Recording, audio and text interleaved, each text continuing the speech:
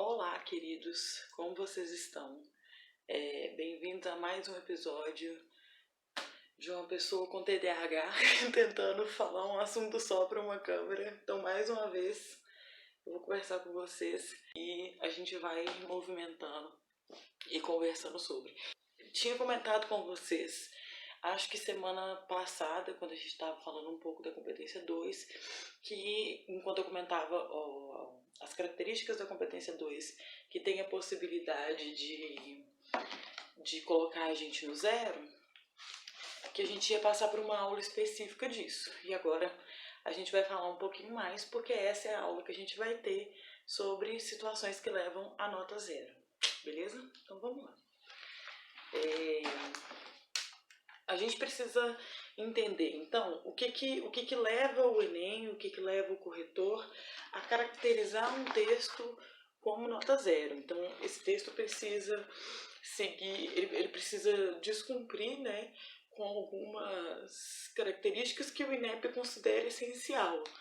Por exemplo, a gente vai passar por isso agora, mas quando ele analisa, por exemplo, fuga ao tema, ao modelo textual, isso quer dizer que o INEP considera essas características essenciais para a produção da escrita. Eu costumo comentar direto que a nota zero, ela não é um texto, por exemplo, que ele é horrível. Ele é um texto que ele não funciona, ele é alguém que não sabe escrever, até porque a gente passou por isso em preconceito linguístico, né? Não tem muito isso de uso errado, alguém que jamais conseguiria escrever. Às vezes acontece de alguns alunos voltarem de, por exemplo, simulados com notas zeros e entrarem em pânico achando que eles nunca vão conseguir escrever na vida, e sendo que ela não é tanto sobre capacidade de escrita, né? Ela é sobre a situação da nota zero, ela é sobre entender o que o exame quer da gente. Então, por mais que muitas vezes a gente escreva um texto que é bom no sentido de que é um texto funcional, um texto que passa uma mensagem clara, mas ele não é daquele modelo que o Enem está interessado em avaliar.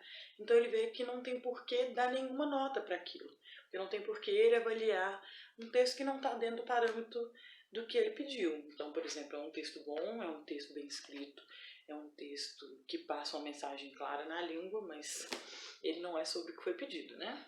Tinha comentado com vocês no vídeo da aula passada o porquê que é importante a gente entender essas situações. Vou mencionar de novo porque eu acho que quando se trata da redação, tem assuntos que nunca é demais a gente dizer. Eu martelo muito no projeto de texto, por exemplo. Ano passado eu já chegava em sala falando com vocês que a doida do projeto de texto tinha chegado.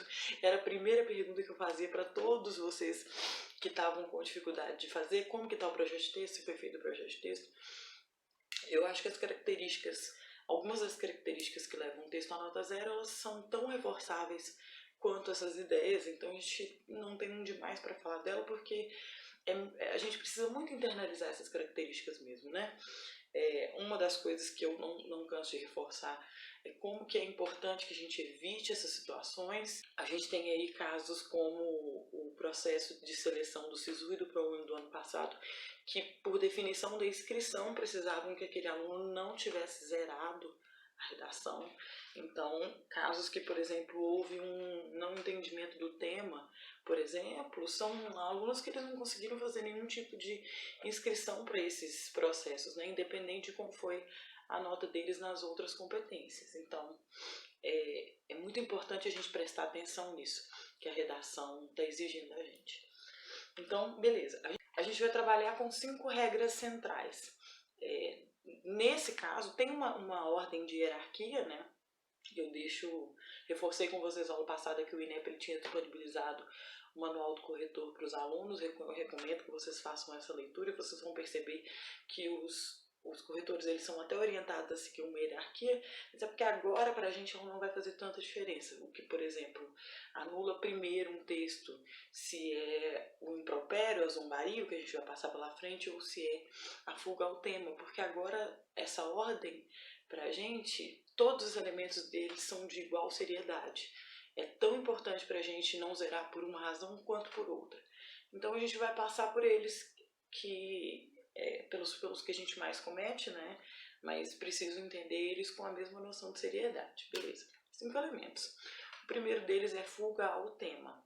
A gente tinha passado na competência 2 sobre essa questão de atendimento ao tema, né? Foi quando eu expliquei para vocês que, apesar da 2 avaliar o entendimento ao tema, se o aluno zera ela por essa razão, o texto como um todo, ele é zerado. Então, o que a banca entende como fuga ao tema? Para a gente ter essa noção primeiro, eu vou deixar algumas imagens que talvez vão fazer mais sentido.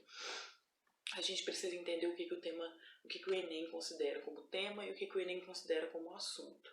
Então, o assunto, ele é sempre o recorte maior daquele tema. A gente vai pegar, por exemplo, o tema do ano passado, que era a manipulação do controle de dados, manipulação do comportamento do usuário de acordo com o controle de dados. Vou conferir isso. Eu sempre garro para ter os recortes inteiros. Mas a gente precisava analisar, o aluno precisava falar no tema do ano passado, não só sobre, por exemplo, a internet como um todo. Isso é um assunto, né? Um mundo tecnológico, a internet. Ele precisava de um problema específico dentro desse recorte da internet. O caso desse problema era como que a manipulação dos dados que um usuário gera na internet pode afetar o comportamento dele. Então, olha só, a gente tem dois assuntos. A gente tem o assunto da internet e a gente tem o assunto do comportamento das pessoas no geral. A gente pode, por exemplo, fazer um texto sobre como que as pessoas têm um comportamento manipulado pela mídia, que só abrangeu uma parte do assunto, não a outra, que era como que isso acontece no meio tecnológico e vice-versa. Então, textos que abordavam somente o comportamento das pessoas no geral, o comportamento das pessoas sendo manipulado somente, e não especificavam que isso era dentro da internet ou que isso era devido ao uso dos dados que ele gera, são textos que eram zerados.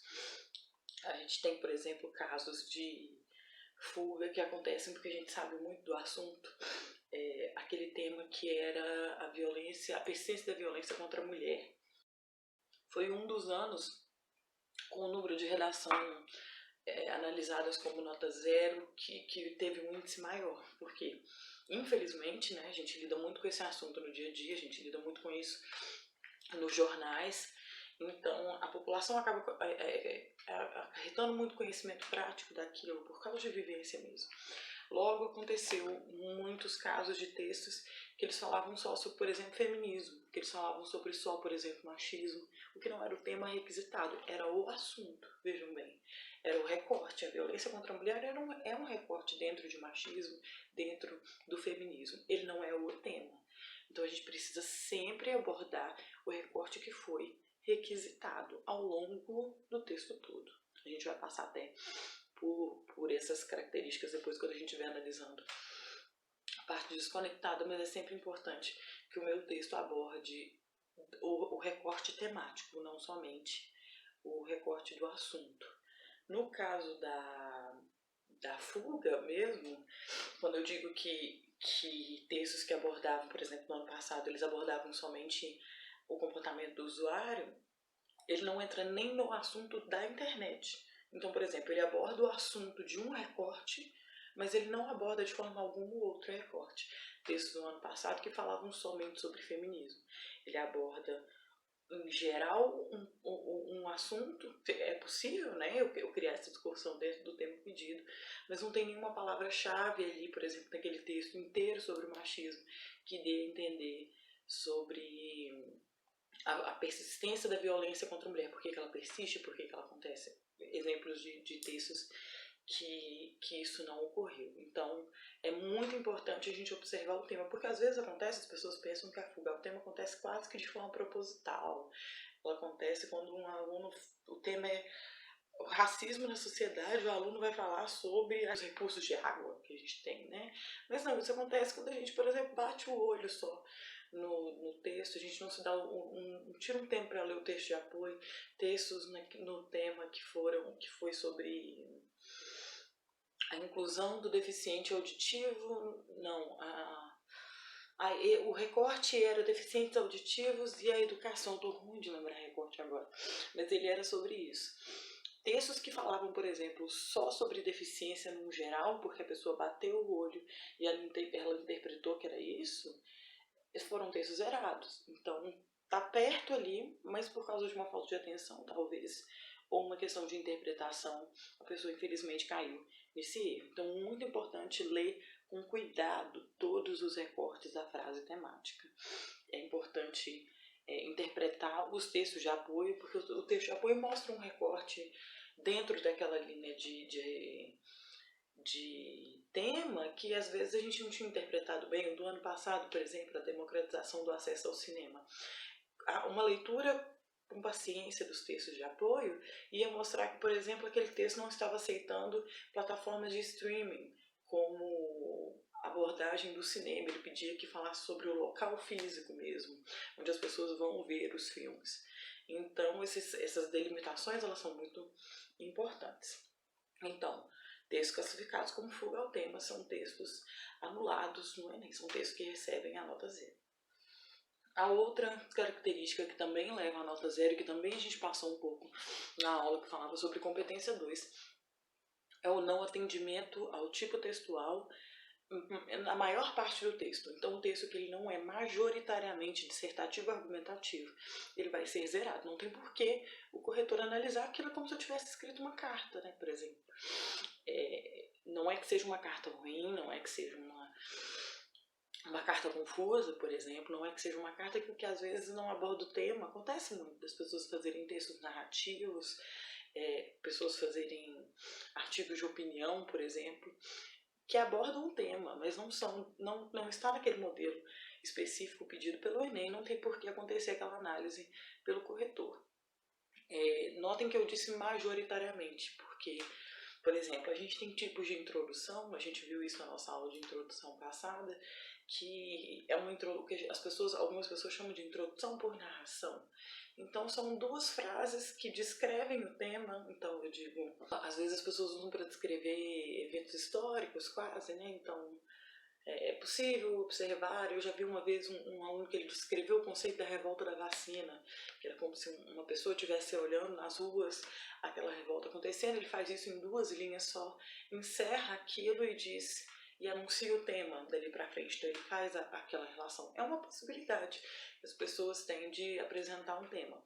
O que eu não posso é fazer um texto majoritariamente narrativo, um texto que não tenha, por exemplo, marca de opinião nenhuma, não está dentro do modelo textual. É um texto que não recebe nota. Então, fuga ao tema, não atendimento ao modelo textual. Outra característica que pode levar o nosso texto à nota 0, e essa inclusive é muito perigosa, é quando o corretor identifica em algum trecho que acontece uma parte desconectada do texto. Então, cara da segurança da minha rua. Aí, ó, tô segura agora, pelo menos, né? Sabe aquele guardinha que fica... Pois é, aí faço... Qualquer momento que o corretor sentir que aquele trecho está totalmente desconectado do texto, que aquele trecho não tem função, acho que a palavra-chave bem dessa parte é sobre função mesmo. Aquele trecho precisa ter um porquê ali dentro. Esse texto é desconsiderado. Então, o que é considerado para o Enem parte desconectada do texto? Vamos lá. Um trecho que aborda sobre outro assunto. Então, vamos lá. A gente tem um texto que aborda, vamos por exemplo lá, o cara da moto voltando. Essa rua tem que ser muito protegida, porque ele fica... um trecho que aborde sobre outro assunto. Então, por exemplo, às vezes a gente vai fazer um texto sobre saneamento básico e eu quero abordar a desigualdade social, porque faz todo sentido. A gente sabe que não são todos os bairros que lidam com problemas de saneamento básico. Quando a gente tem uma cidade que ela está passando por isso, é muito raro ser uma região rica daquela cidade que esteja passando por esse problema. Então, o aluno ele faz uma introdução que aborda bem o tema completo, e aí na hora de argumentar, talvez ele se perde um pouco, e ele faz um trecho inteiro que fale sobre desigualdade social por si só. Ou ele faz um trecho inteiro que fala sobre, por exemplo, racismo, que faz sentido. Tem uma linha ali, se a gente buscar, se a gente ver que a formação das cidades, ela aconteceu, não é de forma acidental, né? O grupo de pessoas, aquele grupo demográfico que é direcionado a cada parte da cidade que lida com um X problema. Então tem uma linha daquilo, mas ele não faz, porque ele passa muito tempo especificando um racismo estrutural, um problema de desigualdade que a gente tem desde a colonização. O que o corretor entende é que o texto começou falando do tema, e aí durante aquele trecho o aluno desviou. Então ele entende que está acontecendo um problema grave ali de entendimento de função do texto mesmo. Um trecho que ele não tem relação com a escrita. Divagou sobre qualquer assunto, independente. Independente, inclusive, se isso é proposital ou não. Porque o Enem, nesse momento, ele não vai avaliar se foi a intenção do aluno testar. A não ser que você caiba em outras situações, né, que a gente vai abordar. Mas falou de outro assunto independente.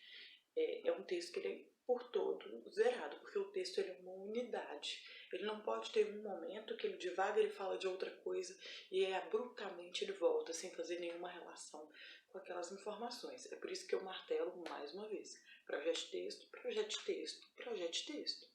Um projeto de texto bem estruturado não deixa nunca que uma coisa dessa aconteça.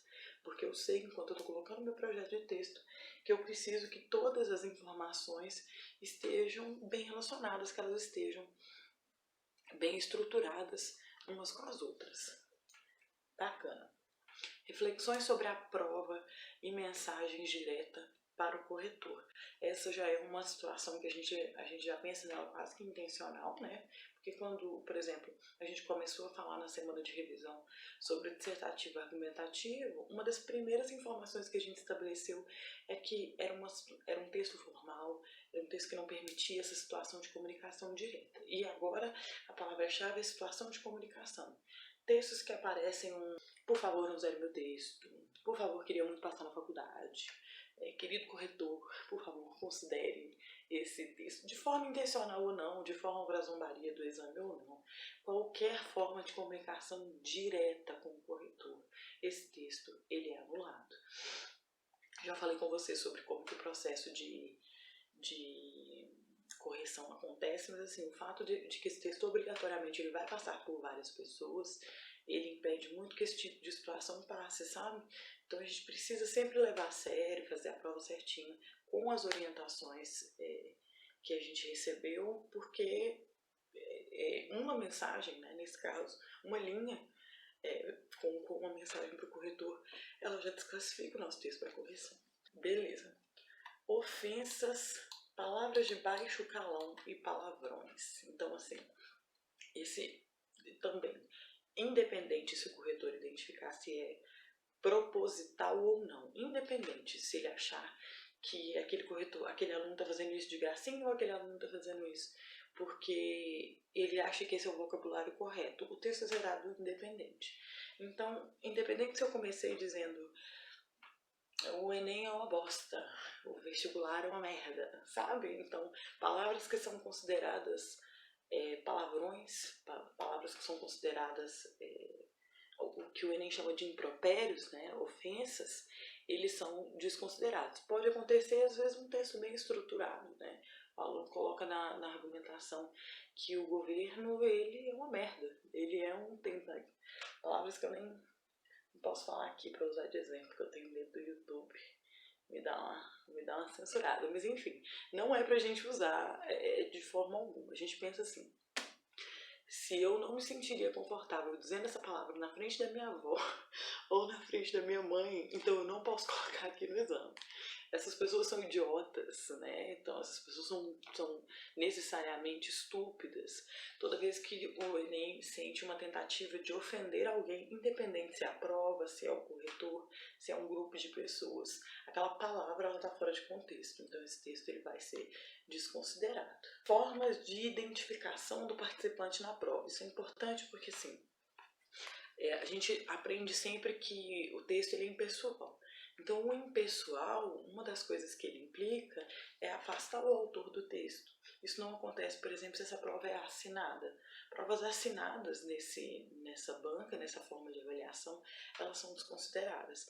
Às vezes também não é uma assinatura, às vezes está no meio da argumentação. Às vezes os alunos usam muito o posicionamento, nosso país, inclusive o que vive, pipipi, popopô, e ele coloca o nome dele na prova, é uma forma de identificação. Então o corretor, ele tem que ler esse texto todo e não ter ideia de quem você é. Inclusive é o que acontece, porque eles não têm acesso, o corretor individual, ele não tem acesso à assinatura, ele não tem acesso ao nome do aluno. Mas, por exemplo, quando essa prova ela vai ser computada pela banca, e a banca, no geral, sim, ela tem acesso às informações, são textos que eles são desconsiderados, porque aconteceu uma tentativa do participante de tentar se identificar para o corretor. Isso não pode acontecer de forma alguma, nunca. Bacana.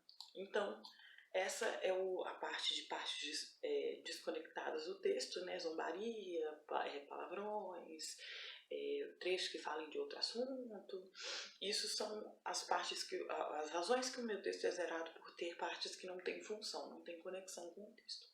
A outra razão que um texto ele pode ser zerado é por cópia do texto de apoio. E isso é importante a gente ressaltar, porque assim, às vezes a gente usa algumas informações do texto de apoio para, por exemplo, comprovar uma argumentação. Não tem problema nisso, não tem problema da gente usar o texto de apoio. O que eu não posso é copiar ele da forma que ele está lá mesmo.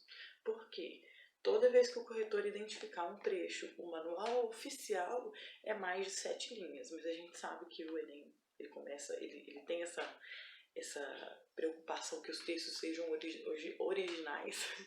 Então vai ter sempre essa preocupação do corretor em analisar se aquele trecho que ele está lendo ele é de autoria do aluno ou ele é do texto de apoio. Ele lê o texto de apoio todo dia para isso, é orientado para ele que ele faça dessa forma, para que ele já saiba os textos de cor e ele consiga identificar se aquela informação ela vem do texto de apoio ou não. Mais uma vez, usar eles em algum momento não tem problema. O que eu não posso fazer é substituir a minha autoria pela autoria do texto de apoio, pela forma de escrever, a marca de autoria do texto de apoio. Eu preciso mostrar para o corretor que eu tenho vocabulário, que eu tenho formas de comprovar um ponto de vista diferente usando as mesmas informações. Então, ficar muito atento a essa questão, porque isso acontece tanto em relação à prova quanto em relação ao caderno de questões. Então, por exemplo, às vezes não foi dito no texto de apoio, mas eu vi um texto da história, do caderno de história, e eu achei ele muito bom, então eu vou copiar ele aqui. Isso também é considerado como cópia. Então, eu não posso deixar que o meu texto seja classificado assim, né? E a outra razão é texto insuficiente. Fica em um dos comandos centrais da redação que esse texto ele precisa ter no mínimo 7 linhas para correção. Então o que acontece? Textos que eles terminam na linha 5, eles terminam na linha 6, eles são anulados. E assim como textos que eles ocupam muitas linhas, mas boa parte delas é anulada na rasura. O aluno ele decide cortar muitos trechos daquilo. Se depois que a anulação pelo participante acontecer, o corretor não conseguir juntar tudo aquilo que ele não anulou e não dê 7 linhas, esse texto é anulado, porque ele é considerado texto insuficiente. Isso acontece também com a situação de cópia, né? Então, se ao todo que o participante não usou dos textos de apoio, o Enem não conseguir juntar 7 linhas que não seja cópia, esse texto ele vai ser desconsiderado para correção. Ele tem a nota anulada. No geral, essas são as regras centrais, né, de anulação de um texto. A gente precisa, assim, eu não acho que a aula das situações de nota zero é necessariamente para a gente nivelar por baixo, porque não é sobre fazer o mínimo do texto para que ele só receba uma nota e que ele não seja anulado, né? O importante é que a gente não caia nessas situações ainda enquanto a gente está fazendo uma escrita própria, porque como a gente viu aqui, não são casos extremos, não é só fazer uma receita de miojo, não é só colocar um escudo do Palmeiras, né? Então, às vezes, a gente está tentando fazer uma escrita genuína, mas infelizmente, por uma falta de atenção, o texto é classificado nessas situações. E agora, a gente já consegue não cair mais nisso. Então é isso, gente. Beijos. A gente vai passar essa semana, vou colocar aqui agora a aula sobre o tema do simulado e a gente vai se encontrando essa semana para ter uma produção. Beijinhos, até semana que vem.